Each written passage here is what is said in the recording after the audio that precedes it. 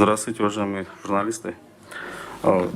Сегодня я хочу кратко остановиться в процессе поступления данных и рассказать по избирательному оборудованию, в частности, по автоматически считывающим урнам. Мы в основном остановимся на урнах, потому что сейчас много вопросов по данному оборудованию. Перед вами слайд, в котором полностью процедура поступления данных с автоматически считывающих урн до центрального сервера и на наш веб-ресурс. Вот в первой части, вот слева, вы видите как АСУ, то есть АСУ и модем. То есть это тот комплект оборудования, который у нас находится на избирательных участках. После, получается, вот каналы связи, они защищенные, то есть в соответствии с ISO-шными стандартами, реализованные в техническом плане каналы связи с помощью модема, который шифрует и передает эти данные на наш центральный сервер, в эти шкафы, то есть с центрального сервера. На центральном сервере у нас находится база данных с веб-ресурсом ESS Shallow.gov.kg и New ESS Shallow.gov.kg. Данный ресурс он реализован для того, чтобы оперативно предоставлять всю полную информацию о ходе явки участников избирательных процессов, то есть избирателей, и по итогам, то есть предварительным и по окончательным итогам. Сейчас мы с вами рассмотрим детально. Вот у нас получается два комплекта избирательных оборудования. Это автоматически считывающие урны, которые мы в течение дня используем.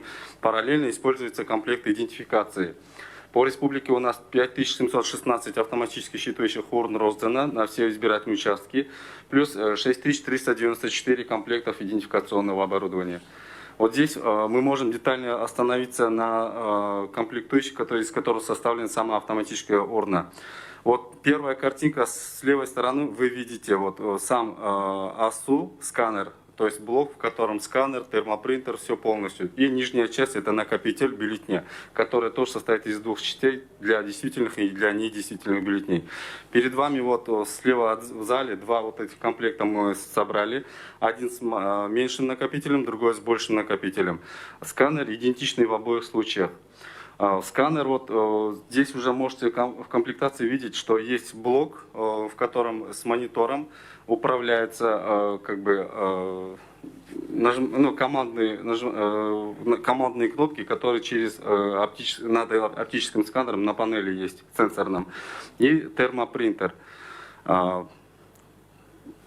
Плюс в комплектации входят сетевые комплектующие и источник бесперебойного питания для того, чтобы если где-то обесточиться на время, чтобы он поддерживал его в рабочем состоянии, функционирующем, до подключения дополнительных источников питания. С правой стороны комплект идентификационного оборудования, который тоже сейчас применяется. Здесь также есть термопринтер, дисплей, большой монитор, на который выводится информация, ноутбук, на котором база данных.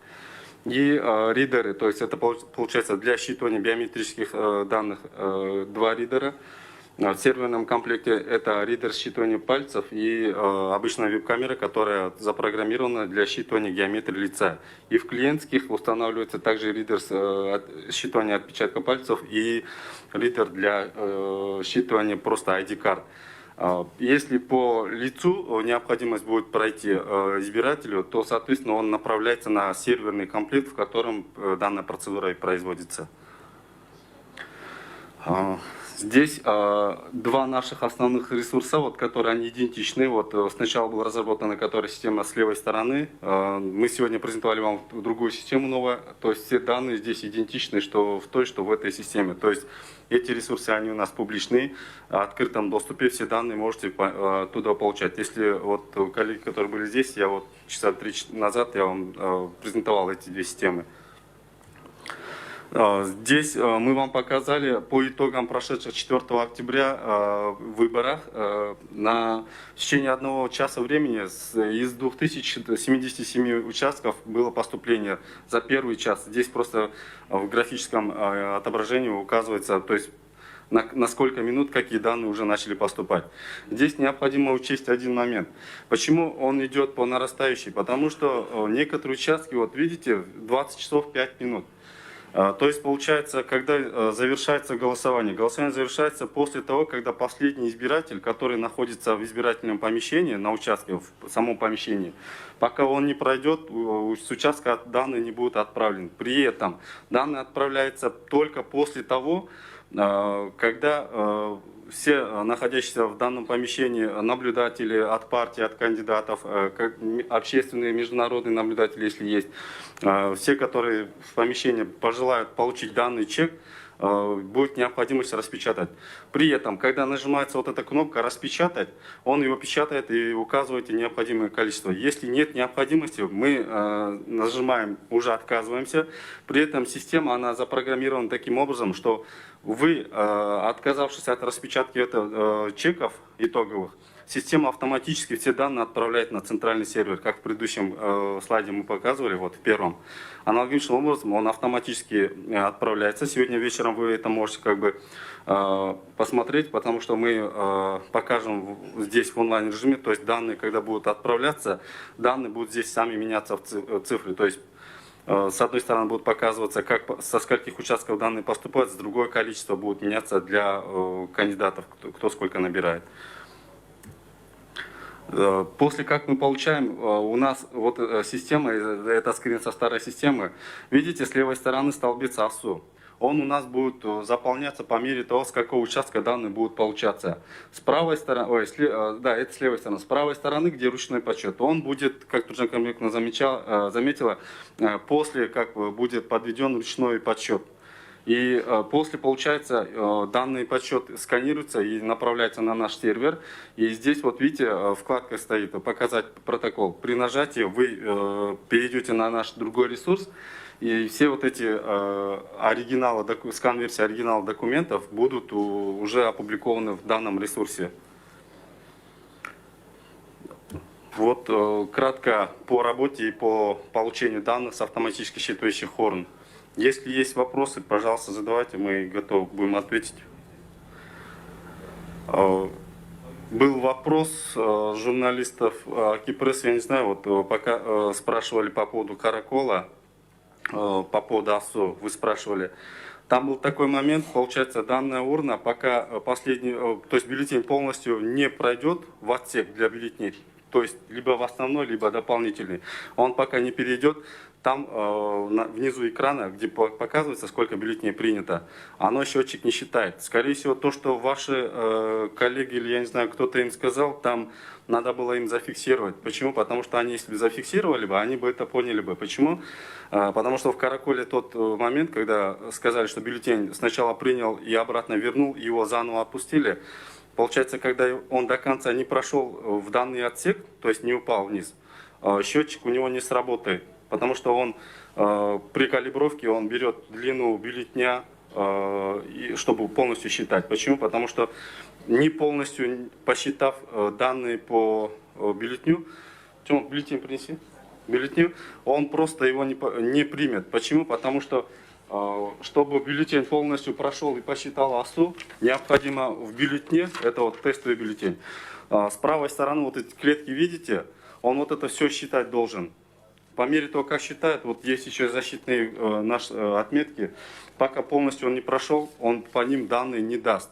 Почему? Потому что, возможно, он считывает, если, допустим, где-то на 4-м, на 5-м кандидате галочка стоит, он же не может отметить, что он действительный. Он должен все до конца прочесть, и после только этого он считает, что он прочитан, то есть у него данные считаны и опущен в АСУ. Поэтому по поводу Каракола, она не могла его в 2 раза посчитать, потому что он его вернул, не до конца приняв. И при этом счетчики он не меняется. Это мы, получается, и все время, когда тестируем оборудование, то есть как мы этот момент проверяли. То есть вот этот факт, скорее всего, если они не зафиксировали, невозможно. Почему? Потому что мы можем доказать, что, допустим, когда бюллетень полностью проходит, там счетчик срабатывает.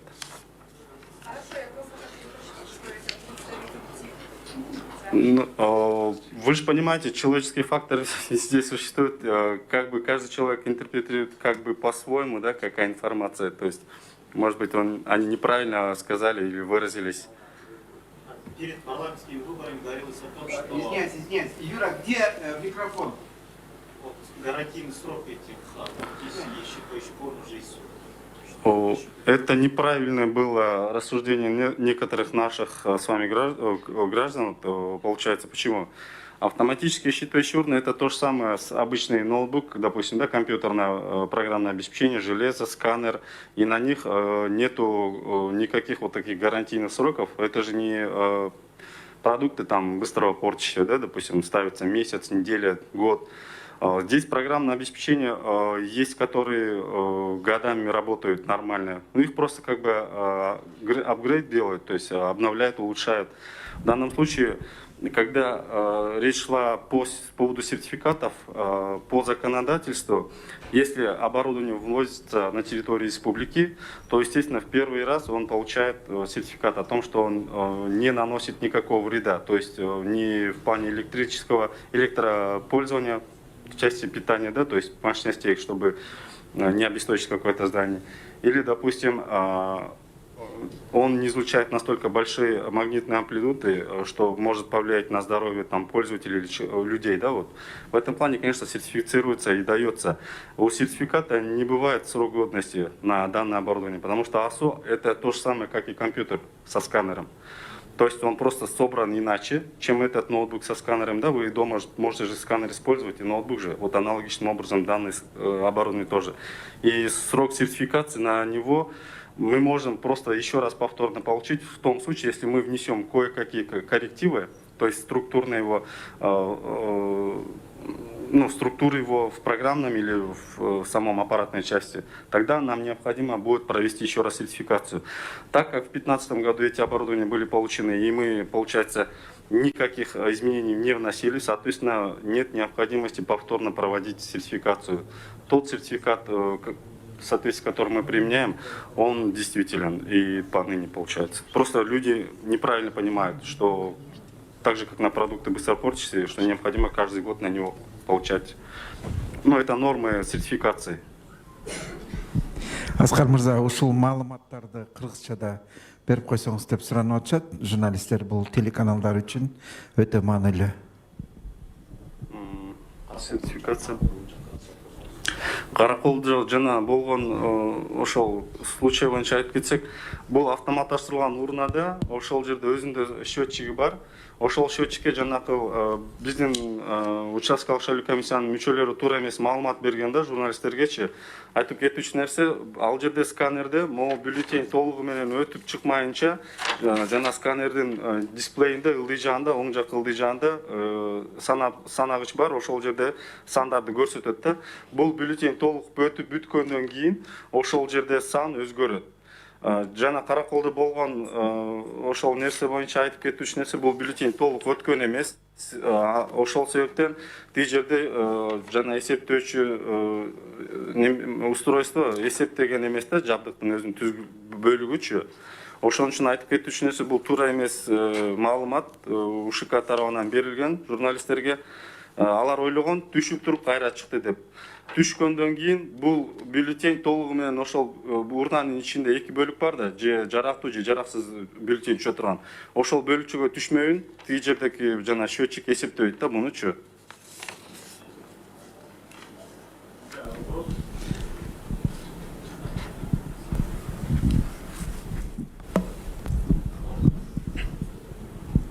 Репортер КГ Медер Ахматов, скажите, пожалуйста, почему в ходе парламентских выборов АСУ вылетали гораздо чаще, чем на сегодняшних президентских?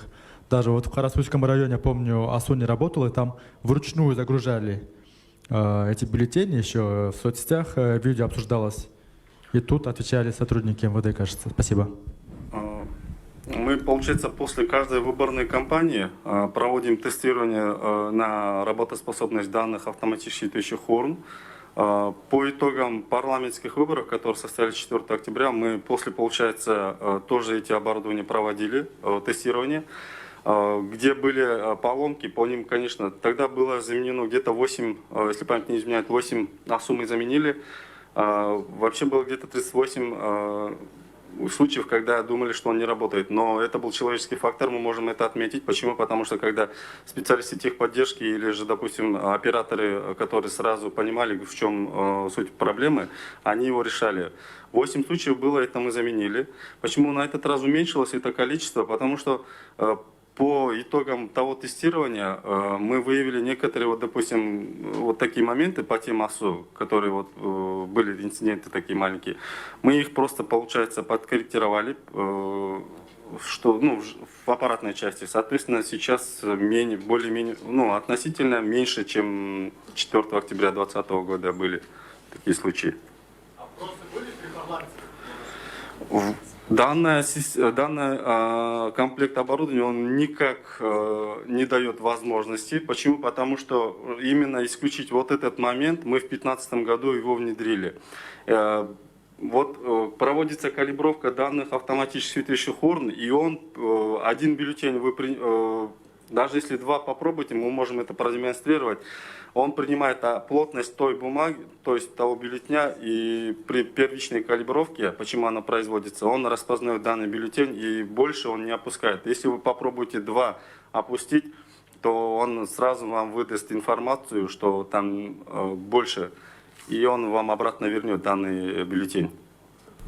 Если вы нам предоставите чуть времени, возможность, мы практически могли бы эти моменты, то, что вы спрашиваете, да, вот, и то, что было, вот, до конца он не прошел, мы можем эти моменты вам показать, вы сами можете его зафиксировать.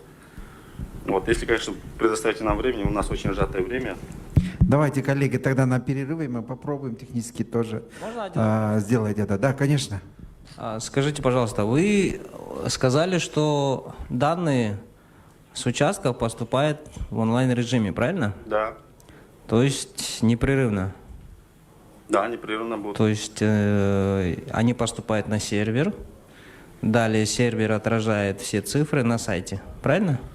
Да, в сервере есть база данных и есть веб-ресурс, как сами понимаете. И в связи с чем связаны тогда данные, которые обновляются каждые 2-4 часа, если они должны обновляться в таком случае ежесекундно? Если помните, я когда днем рассказывал про систему, я сказал, что данные получается в 8 часов мы подключаем к сетевым устройствам АСУ. До этого никаких данных с них не берутся, они работают в автономном режиме. В течение дня голосования? В течение дня голосования. Нуржан Кармиковна тоже несколько раз об этом заметила в своих выступлениях сегодня днем. Там в АСУ в нижнем правом углу указывается количество прошедших бюллетеней, ну, то есть кто проголосовал. Вот это количество в течение дня на определенное время участковые комиссии передают территориальным комиссиям. Территориальные комиссии их вносят сюда данные, получается. И поэтому мы не можем в автоматическом режиме получать эти данные. Не понял. Вводится она вручную, явка. Так. А данные вечером поступают автоматически. Это две разные вещи. Явка, чтобы явка автоматически была здесь показана, нам необходимо будет тогда АСУ автоматически его подключить к сетям. Но в течение дня автоматические урны, они работают локально, вне сети. То есть, получается, члены избирательных комиссий на месте передают ту информацию, которая уже отражается на сайте, да? Да, нет, не на сайте, а чтобы на сайте отображалось, передают системному администратору, Так. он вносит его в систему, и мы его видим с вами. Просто вот, глава ЦИК каждые 2 часа приходит и объявляет промежуточные итоги голосования, да? Да, да. И удивительным образом на сайте обновляются именно перед ее приходом данные. В связи с чем это связано? Ну, она по мере того, как данные вносятся, она вам эти данные оглашает. Данные автоматически, вы, оказывается, наверное, путаете с тем, что данные автоматически мы получаем вечером, итоги получаем в автоматическом режиме. А нельзя их подключить постоянно к интернету, чтобы данные приходили... Законодательство есть. Избирательное законодательство нам не позволяет автоматические считывающие урны подключать в течение дня голосования к сетям, к любым сетям, к локальным. Мерах безопасности? Да, да, да. Спасибо. Спасибо. Уточняющий вопрос. Вот интернет, да, подключаете к АСУ ровно в 8 вечера, либо за полчаса? За полчаса подключается модем. Он стоит. Почему? Потому что модем должен подключиться к сети, к мобильной сети или к другой сети. Он подключается, он уже готовый. Операторы ждут, когда 8 часов завершается голосование. После этого они его подключают при распечатке чеков. И, соответственно, после распечатки, когда вы заканчиваете распечатку, вот эту кнопку «Закончить», да, все, уже больше не надо печатать чеки, нажимаете, система автоматически вот уже отправляет его. Спасибо. Спасибо. Получили ответ? Урматты кесиптештер, дагы суроо барбы?